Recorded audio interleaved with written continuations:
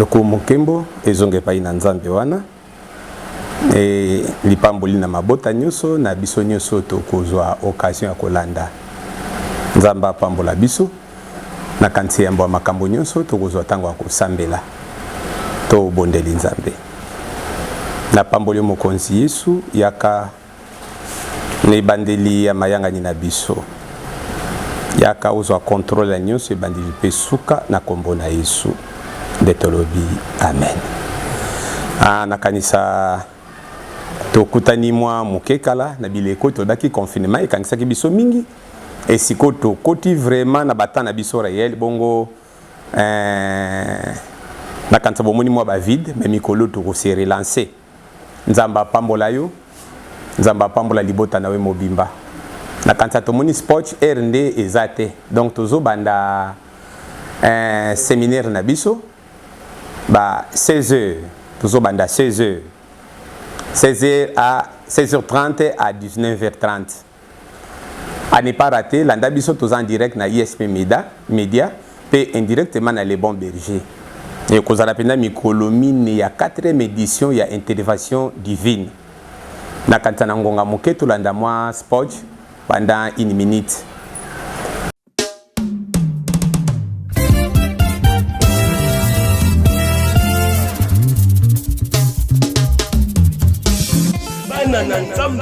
Banana Nzambe, Église Le Bon Berger, Bongisi Molulu Monene et enseigné ma prière, paix, délivrance, Mokolonal, jeudi le 29 au dimanche le 1er novembre 2021, Oyo Tem Nawezali, intervention divine. Papa, maman, il moi si peu mon bal. Toya kosenga intervention ya Nzambe na bomo ina biso, na makambo Oyo etamboli tie tango molayi na bavi na biso. Pe makambo Oyo ezosukisa mayele na biso. Au rendez-vous, Yesu akokita po a intervenir na vie na yo, lolenge a intervenir ki po na vie spirituelle ya bekelo. Ako intervenir po na pobota na yo, lolenge a intervenir ki po na pobota ya ana. Ako intervenir po na libala na yo, lolenge a intervenir ki po na libala ya Sara. Pe ako intervenir po na nyonso Oyo ezosukisa biso mayele. Pamba ki makomi na ye lobi et pas y makasi na biso sukaka ye ya ye ebandaka tokozala elongo na prophète Samuel Lukau Wanzana Kiminyanya na oyo kila ba ouais ani ke ba ko ba ndipo tokobanga eloko te non pas orgueil parce que nous sommes tokobanga eloko te na badeli non pas orgueil bongo kotuna nga église Le Bon Berger soit droite. Église Le Bon Berger, il soit mis dans l'avenue Kimfuka numéro 23, dans la commune Yamakala. Référence, route Elengesa. Papa, maman, intervention divine. Yeah! Yambala Hoyo, Mambu Mankaka. Ngana Zanga. Nazanga te.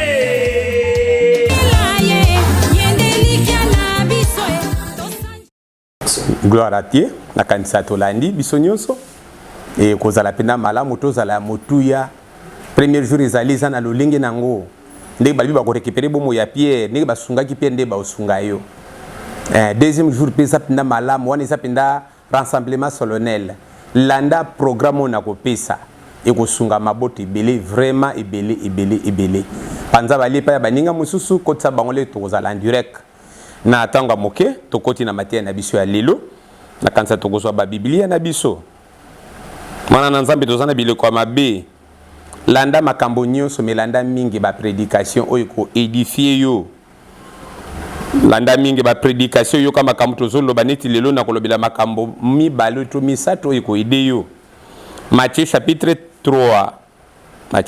3 verset 5 à 9. Totangi na kombo na Yesu Masia, les habitants de Jérusalem, de tous les Judées et tous les pays des environs du Jourdain se rendaient auprès de lui. Lui, c'est Jean-Baptiste. Il confessait les péchés, il se faisait baptiser par lui dans les fleuves Jourdain. Mais en voyant venir à son baptême beaucoup de pharisiens et beaucoup de sédiciens, il leur dit: race de vipères, qui vous a appris à fuir la colère à venir? Produisez donc des fruits dignes de la repentance. Et ne prétendez pas dire à vous-même, nous avons Abraham pour père, car vous déclare que de ces pièces, si Dieu peut susciter des enfants d'Abraham. On a quand tomoni biso l'air to bandi ko ye pa ina nzambe ba oyo ba yake pa ina Jean-Baptiste po ba batisama tozana double camp, double serpent alabina bango race de vipères wana bazali vipère serpent satanique nyoka na bomo yo Yesu Moïse alevaki na lisobe c'est Jésus-Christ. Alors, au début, l'air tozoya tozote pa ya mokili, na mokili pa ya satana. Mais conseil ni Jean-Baptiste a bengi banga déclaré bango. Alors, bini boye, bo produit le fruit digne de la repentance. Donc, thème na biso ya moi lelo, thème na biso ya lelo ezali les résultats exigés. Donc, l'air to uti na ngambo mosusu wana to yipa ina Kristo. To bongoli motema. To yambie sumasi lokola mokonsipe mobiki si to zuli batisi siko résultat nzamba zalaka na résultat feza l'exiger oyo biso to komaka eloko ni esengeli na biso to zala il faut siko to produire ba fruit digne de la repentance eloko ezozanga bana na nzambe belé oteli mona na nzambe ayepa ina nzambe akomisi nzambe lokola camarade to koya epa ina nzambe comme lokola slogan na mwana nzambe Jean-Baptiste pa lobi yango bo prétendre ka koloba te toza bana Abraham po nzambe na kata mabanga ko bimisa bana Abraham belé au-delà na biso. Donc to produire le fruit de la repentance. Omoni mais sikoyo race ni na fruit ya repentance makambo nyonso ya malamu makambo nyonso ya kitoko pe makambo eumelaka ba fruit o edemeraka. Na kanisa toko partager na Jean chapitre 15. Oye pa ina nzambe nini ozo produire. Et pa ina nzambe oye na ba sentiment d'animosité. Oye kaka ndengo longwaki na monde wana ndengo ye na monde église. Omimi na ba polémique mondaine. Biloko bato mokili bazo salele lateli donc kati na ye loko moko te ezo lakisa kende yo bongoli motema. Ndeko le to yake pa ina Yesu le to bo to yamba ke lokola mokonzi pe mobiki ici le molimo mo santa kota ke pa ina biso il y a la régénération na bomo ya bo Kristo elobeli na ye penser na ye objectif na ye échanger ezalaki soki babeti ye azongisi mais soki babeti soki komi babeti awa pesa libundio ezalaki soki balobi na ye alandeli mais soki comme soki balandeli ye abomi moto balobi mo Kristo nyonso oya yepa ina Kristo aza akoma brisé abukana façonné de penser façonné d'agir marche même na ye idéologie na ye nyonso changea nyonso koma pona gloire ezonge pa ina nzambe par rapport à biso le tozokoba et to bongisa bana na nzambe to ndimela nzambe moko ya malamu kozala na ngambo ya Kristo na mokilo ndenge ezopela nango moto boye eza mantata bana na nzambe to komi na bileko ya pasi ya mabele oyo bato bakoyela biso ba bar Jésus ba faux Christ ba faux évangile malobe ko kabola biso me ko kangisa biso te à chaque fois na koloba christianisme za religion oyo regroupaka religion ezali à masse il faut faire attention. Le toye biso nyonso pour le moment to le bi photo bota bambuma preuve nde ya bato babongwani les fruits. Le résultat exigé c'est les fruits. Nek to mona pena Galates 5 tanga na ndako malamu kuna balakisi biso fruits démoniaques, fruits spirituels. Fruits ya nzambe na fruits ya Satan. C'est très facile pour yeba ko se retrouver. A on a verset nango 1 balobi na biso pa ina Kristo Jean chapitre 15 verset 1 à 16. Babi, je suis le vrai sept et mon père est le vigneron. Tout sarment qui est en moi et qui ne porte pas les fruits, il est retranché, et tout sarment qui porte des fruits, il est immondé afin qu'il porte encore beaucoup de fruits. Et pas yope mama likambo ezali. Bana na nzambe. Batu bazo sambela bazo sabiano te. Mais na Jean oyo solution ezali. Na Jean oyo solution ezali. Nzamba nzamba tikotaka. Comment pas inazo répondre yote? Production de fruits. Nini ozo sala o nzamba zomona ki oza vraiment mwana na ye. Est-ce que tu as déjà tout pardonné? Non. Oso bimi na lokutango? Non. Est-ce que tu confesses chaque fois? Non. Orgueil, orgueil, orgueil, orgueil. Mais à l'entretemps, dans ma belle, tout ça toujours on a besoin. On a se présenter du jour au jour. Toujours c'est pas une nzambe, mais pas de réponse. Ne te moni batu basa na facilité ko kene na bonganga. Pour qu'on soit kene na bonganga, que trouver quelque chose qu'on a nganga qui paranete. Mbongo ne ka sacrifice na ye, asali yo musala. Mais pas nzambe awa lelo mondimien, de tolbaka christianisme, et sa religion moko simple, nzamba tonda bolingo, oui bolingo, mais à rapport à mbomo yo so bota. Balance na yo c'est fruit. Ninyo so sali, ninyo yo koma, banda yo bongola motema. Oyamba Yesu masia lokola mokonzi pe mobiki si. Mbuma ninyo bota, oyo so la kisabato, ki ya solo za mo Kristo. Alobi, sarma nyoso eko bota mbuma te, ba wakatango. Peut-être que ça a déjà coupé. Ce qui va casser une nini, relation na nzambe wana esila. Ndenge te moni Israël bande ko clocher de deux côtés, relation na bango beba ki na nzambe. Et l'inde aye ko établir, ko rétablir. Alors bi soit ce que boza nzambe, ce que boza abal. OK, na ngamba bal.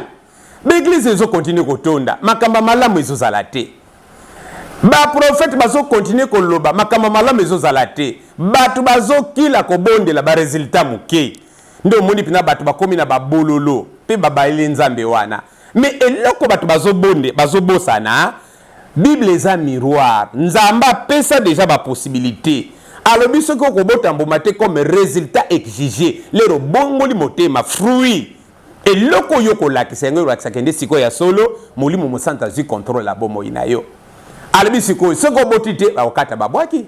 Alors soko boti ba ko imonde ko bongisa yo. Ko bongiso mikolo na mikolo. Verset 3 on des autres trompés batumi babi déjà vous êtes purs à cause de la parole que je vous ai annoncée. Soko acceptango. Soko boti mbuma, là vous êtes purs. Omoni, mais soko boti mbuma te vous n'êtes pas purs, vous êtes toujours impurs. Na ba propos na yo, ko finga na ba homme de Dieu. Banana nzambe. Nazote ya yo. To komi ko pesa satana maboko pourquoi? Pour nous c'est comme il faut lelo. Nous c'est comme il faut surtout berera basal na nzambe. Bible ngo tozotanga. Ya wana balance na biso. Oyebi mbula berera ba serviteur banda. Ba betama, baso betama petit lelo, ba eux baso critiquer ba serviteur. Ko landa na ba réseaux sociaux te, ko landa mutu nyoso te, mutu na mutu ayebi eloko ni nazo sala. Po réalité za ka caché na mitema batu. Omoni, mutu nazo finga, yozo seka. Mutu nazo sala boy, yozo seka. Mais Miriam pa finga ki Moïse. Po Moïse pina makambasela ki kitoko te. Yo che mobeko yo moko, obuka ngo lisusu. Attention nazo kumisa batu te. Mais nazo longolo na fimbo nzambe po batu belé baza sous chikoto wana lelo. Évangile komi contrôlé par les hommes non par Dieu. Batu bazo sala ba jugement basal na nzambe za batu oyo ba établissé ki bango te. En tout cas faut faire attention.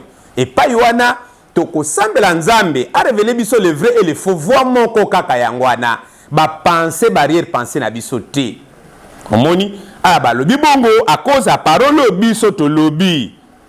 Nde na yebisi bino bino bokomi pi tozala très attentif na biloko na le vrai zali toujours berera basali na nzambe to supportango to mona ke erreur ya Abraham to mona ke erreur ya David et non poto encourager batu non mais poto zongi sa biso pene lekoyo to somona lokola biso to zo vivre na âge moko spécial non to ko sakanya la grâce à nzambe te mais faut to faire attention to yeba ko poussa na pene pena bato baza ko encadrer biso de pere que to ko bungi sa piste nyoso basali biso. Et puis, basal nzambo ba uti likolo kuna. Lelo sur 10 na kansa 9 baza déjà ba faux un cas comme taza bien. Alors c'est faux. Il faut te faire attention banana nzambe. Demeurez en moi et je demeurerai en vous. Comme le sarment ne peut de lui-même porter les fruits, il ne demeure s'il ne demeure attaché au sceptre. Ainsi, vous ne pouvez non plus si vous demeurez en moi. Omoni. Donc, verset 6, si quelqu'un demeure à moi et si quelqu'un ne demeure pas à moi, il est jeté comme les sarments, il est séché puis on les ramasse, les sarments on les jette au feu et il brille. Si vous demeurez en moi et que mes paroles demeurent en vous, demandez ce que vous voudrez et cela vous serez accordé. Mama likambwa, maloba moko mike, mais ça na ba grande porte. Et l'équipe a prophétie nyoso yoyo kakina vie. Ce qu'on mettre verset 7 en pratique, oza déjà na ekuka kufungwama. Na biloko nyoso ezotungisa yo. Alors si vous demeurez en moi, elingo la tsani, ce qui bino boza attaché na ngai, donc elingo la tsa preuve, résultat que j'ai les fruits. Donc okobota mbuma. Yo so mona bolingo, moto ezikisakate. Moto ezikisakate, so mona pina moto ezikisakate. So mona kure ikangakate. Non, les babi moto donc soko simbi yango ziki. Les babi mo Kristo, faut produire des faits au ba Kristo ba produisaka. Ozana no mo Kristo mais ozana 15 binimi. Okabona na batu na église pa yo sambelaka. Église est comme terrain de bataille. Hein? Donc ozo comprendre que nde Satana azapenda ko lakisa nzambe nde babaka antichrist akotia trône ni na kati église. Tozo mona ngo pa ba prédicateur oui, mais tozo mona ngo pa ina bino bandimi. Ngo lisanga oyo contre lisango baloba na kati. Frère contre frère oyo. Tongeri moko part hors cadre en église. Donc mutupina longwe na ndako na ye aza pire aye kusumuka na église. Moninga zo seka moninga pone lamba lati. Ne lobeli. Po azwa kite. Po babenga ki examen mo kazwa kite.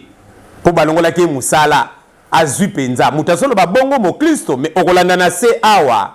Alobi soki bino bokozala kati na ngai nga naza kati na bina tashima wana bosenga ngeloko nyonso ndeko panza message pa ya mo Kristo nyonso soka zozwa te ata la reveni mbuma. Est-ce que ça na Galate 5 biloko Galate 5 alobeli est-ce que ça partage na ye joie motema boyambi wana mbuma wana o Jean-Baptiste aza ko exiger na Matthieu chapitre 3 fruit d'une de la repentance nazalaki moyibi le na yekat na Kristo natika koyiba nazalaki ndumba le na yekat na Kristo natika kindumba nazalaki lokuta le na yekat na Kristo natika lokuta. Donc message omoni le rozo banauka ne bandeli soko tali kaka omoni prédication normale okati ozi ba message ba assimilation au 2020 is année de bénédiction wana sikozoloba amen amen. Ndenge sabo nzamba kosala makamba minene tala nzamba sala makamba minene mikolo nyonso wana za message bakopesa kayote mikolo na mikolo omona kango lokole za spécial message spécial yango olingi miracle kota na vie na yo olingi obota olingi obala olingi sala makambo ebele okota ba retraite okila ozwa biyano demere katikati na liloba na nzambe mettre yango en pratique. Résultat que j'ai le tokomi ba Kristo bota mbuma. Marka mbuma nini bazolo bela biso pona ko kende na ko cité.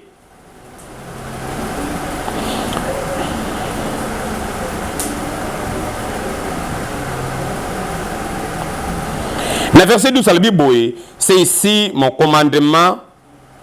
Aimez-vous les uns et les autres comme je vous ai aimé. Mama likambwa. Tout linga na ba moko na ba numu. Tout ça kakawa na résultat exigé. Les to komi ba Kristo. Mais ba sentiment d'animosité fait si là. Nazo sali sakir da me pa ya mwana moko alabina nga papa. Wana penda tika na likambo wana to sotango nanu mutima na ngana ne lembité. Na yokango somo. Mabe. Na silika kate na beta likofi na mesa. Nebise Yesu aza mwana mama liki na binote. Totiko na ti mokolo moteme ko lemba so ko filobi. Soko kofi sikoyo no bibili ngini ezolo bana yoke ni mitema bana na nzambe lembaka nani bongo bakolimbisa bana na nzambe balimbisa ka par image o Kristo achakati na bango et loko Jésus Christ achakati na bango nde memaka pardon et pa bana na nzambe omoni ndeki tokotala na 1 Jean tokotanga tetanga na ndako 1 Jean chapitre 3 verset 16 babi bolingo na nzambe na tokoyeba ngo nini apesa kibomo na ye pona biso biso pe na tour na biso lokola banzamba mike esengeli to pesa ngo pe bomo ina biso sacrifice pona baninga ndeki tokomona mikolo misusu to vendredi na ISP midi tokozwa ngo sacrifice en soi et envers les autres. Omoni na 1 Jean chapitre 3 verset 16 alobi tolingana bamoko na bamoko commandement ya sika ndeko epai ezolozo kangai bwakisa binemi nyonso za na bango lero ozosilisa prédication oyo luka bango solola na bango senga bango bolimbisi loba oyo elekaki wana na sosolaki te nazomikangela baporte nzoka na Matthieu chapitre 15 verset 7 kuna bayebisi biso kende soki tokozala attaché yaza attaché na biso tosengeli oso tolingi donc na mikangakanga moko na comprendre kende mbuma wana bolingo na boti yango nano te esengeli na botango linga moninga na yo osomona ngo mwasi musaidi senga kende papa tofanda kanika ndako moko amena linga kete so mwana okochela moninga poison te olinga kete mobali penzo bozofanda ni ndako moko bolala na mbetu moko na comprendre donc yango nezala ke moko atali koto yo moko atali kote kuna mbetu nzoke koma ka boulevard na kati donc na kati mutu azati bana na nzambe tozala angele résultat exigé mikolo tozoloba lokola mondimi mbuma résultat exigé les fruits dignes de la repentance mbumu ezolakisa kende ezali dini ya mutu abongola motema alulaka te abivi na ye atala liboso azongaka lisusu nsima te akanisaka biloko ya kalakala wana te oyo ye atikisaki bolingo katikati na lingomba résultat exigé l'amour linga pasteur na yo linga moninga wana linga pauvre wana bolingo eza na barrière te bolingo eza na division te nzambe atiki batu atiki na ndako Herode naza ko informer yo atiki na ndako Ponce Pilate aye pene pa ya ba Pierre ba Lazare ba pauvre poya yaki ko luka ba oyo abunga nzela aye pa batu oyo bazalaki pliba bato batanga te akomisi bango ba disciple bato batanga te parce que na mwa balira bwakisi bango pourquoi pas toi osaka na ba camarade ba mvwa mo bozana bango ranger moko yeso lobaki bato pa mokili bayibo sala bongo kolinga muto yaza peni na ye il faut tozala très attentif et pour na ko chiter na verset nango 16 à la Bible ce n'est pas vous qui m'avez choisi mais c'est moi je vous ai choisi et je vous ai établi afin que vous ayez et que vous portez des fruits. Objectif yangwana. Eloko ayeba ko pona yo nangai. Eloko ayeko benga yo nangai. Alobi yende mzabenga kibiso po abuka lolendo na biso. Onga na danger. Nga profeta le bon berger na suka. Nga kutenga sabu na bangi sakabatu. Nga ne bongo mona ngabo na melaka mabanga moto lukuta. Lera lobil ba yeko liblanga joyo po mutu amatsa lolendo na ete. Po mutu amona tiki ba mona ki na qualité moko boye. Nde yango bazwaki ye. Ba mona ki biso ne lokote netinga l'échec abato mokili. Nga na famille msana ki mutasuka. So ba ndo benga batu ba bengi batu ba sisi na ko benga batu ba lexi mwa pause moko boye na kati après ba benginga. Omoni. Mais à partir na ye na koma les premiers. Donc so ba bengi nga na sima mutu ba benga zana mutu ba lexi pause ba ndako l'église après ba no benga batu. Omoni. Donc Christ wana za malamu. Donc azobi pa ba ye ko li ba produire mbuma wana. Arabi nga mutu na benga kibino. Bino te. Pona ko kasser le lendo na bango lede bazota la baninga. Objectif na bengi bino nini? Bobota mbuma te. Tout la ki sabatu kende Christ aza bolingo. Christ aza malamu. Bible bi à partir de comportement na biso ndito kwa tirer pe batu vers biso. Bana basi to komema mibali na biso na repentance. Le tozo la kisabango oyo biso tozali. Mais awa race moka fruit balobi na biso photo produit. Afin que vous allez et vous portez des fruits et que votre fruit demeure afin que ce que vous demanderez au Père à mon nom, il vous les donne. Tout ce qui wana na kanisa, fruit qui demeure. Mbomo iwumelaka bana nzambe kondima na bangisa lokola londende andimeli kaka nzambe na kati église le rabimi nyo satiki en église andimeli nzambe obandi mwa comportement moko mwa une semaine 2 semaines koleka ka comportement wana c'est fini ozongeli makamba mabe wana siko bando le diable m'a trompé oui résister il fuira loin de vous résister bana nzambe toke wapi mukile kena kokufa tala maladie yeli biso landa ba texte nanga nyonso omoni simulation ba prophétie ba betongo ba fimbu ba diembiki corona makatoza wapi est-ce que bozo sosola kaka te bozo sosola te ngana lobaki na bino na confinement oyo de confinement na biso yo to risque to zonga ba de confinement biso pressé landa ba vidéo malamu oyo anga yoka maloba nanga toza wapi lelo Non. Tondimela Yesu Masia lokola mokonzi pe mobikisi. Mabele zo traverser ba moment difficile plus pire. Du jour au jour tout ce qui n'accomplissement ya plan di sali. Botambo ma résultat exigé. Yango ba benga yonanga ndenge ba yebisi biso awa. Poto senge pa ya papa oyo nyoso biso to koluka ko senga nde tozozwa. Ozana ba programme na prophète Sami eloko na koloba na yo yango wana banda ko bota bamboma bana nanga nyoso. Oyo nazo kamba bato bakoso bilila kolanda biso banda ko sala l'effort au demeurer en Christ. La tala to la siko to so mataliso te jeudi.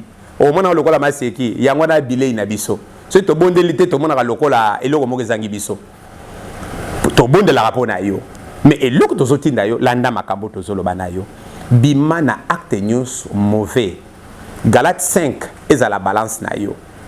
Soko zobota bambomana positif nzamba pambolo soko zobota te retard réalité tika nzambe apambola yo apambola libota no mobimba apambola mutu nyoso azolanda biso panza balien pa ya baninga résultat exigé les fruits dignes de la repentance na kombo na Yesu Masia nde tolobi amen tokobondela moke Seigneur topamboli yo nzambo za na makoke zangi suka maloba na biso kende musika mitema na batu bongwana longola ya mabanga lona ya misuni moko ta yake pa inoso ki yobendi yete sunga bana na nzambe nyoso bazo tepa tepa bazo kokate ko atteindre objectif longola distraction na mokili yangwana tchaki molimo no mosanto na mitema na batu pona ko éveiller conscience a batu kono tala baini bazo kosa bana na nzambe mais molimo no mosanto a interpeller mitema ba Kristo nyonso zongisa batu na nzela batu babota mbuma dune ya repentance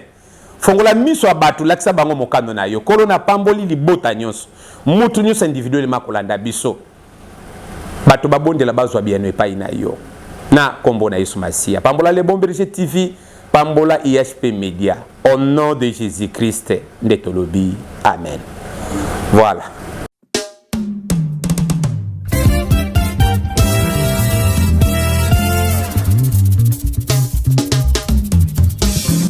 Banana Nzambe, Église Le Bon Berger Bongisi Molulu Monene et enseigné ma prière paix délivrance Mokolonal jeudi le 29 au dimanche le 1er novembre 2020 Oyo Tem na Wezali intervention divine papa maman elenge mwasi pe mobali toya kosenga intervention ya Nzambe na bomoi na biso na makambo oyo etamboli tie tango molai na bavi na biso pe makambo oyo ezosukisa mayele na biso au rendez-vous Yesu akokita po a intervenir na vie na yo lolenge a intervenaki po na vie spirituelle ya betelo ako intervenir po na pobota na yo lolenge a intervenaki po na pobota ya Ana ako intervenir po na libala na yo lolenge a intervenaki po na libala ya Sara pe ako intervenir po na nyonso oyo ezosukisa biso mayele pamba die makomi na ye lobi epai makasi na biso esukaka te ya ye ebandaka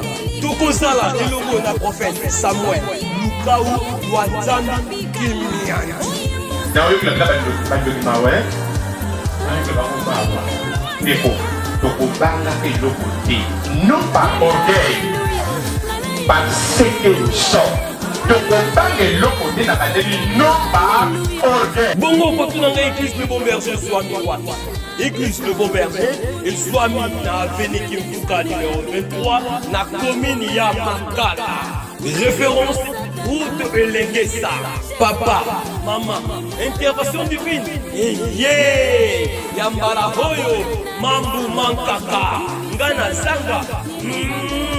zanga te